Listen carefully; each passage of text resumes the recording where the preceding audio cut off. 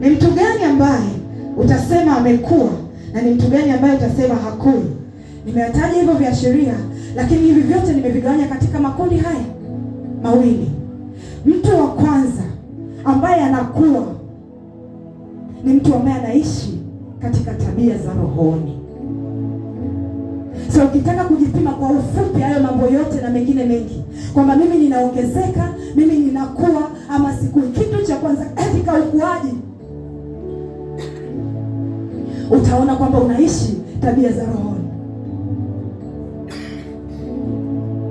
Lakini mtu ambaye haongezeki, mtu ambaye hakui, anaishi tabia za mwilini.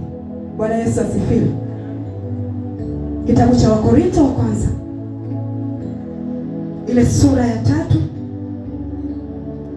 Wakorintho wa kwanza sura ya 3 mstari wa kwanza hadi wa 3.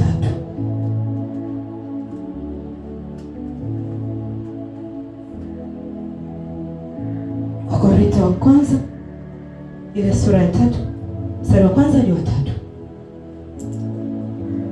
Biblia inasema hivi: lakini ndugu zangu, mimi sikuweza kusema nanyi kama na watu wenye tabia ya rohoni, bali kama na watu wenye tabia ya mwilini, kama na watoto wachanga katika Kristo.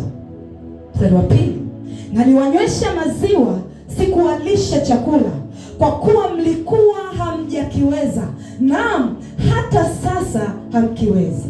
Mstari wa 3 anasema, kwa maana hata sasa ninyi ni watu wa tabia ya mwilini. Maana ikiwa kwenu kuna husuda na fitina, je, si watu wa tabia ya mwilini ninyi? Tena mnaenenda kwa jinsi ya kibinadamu.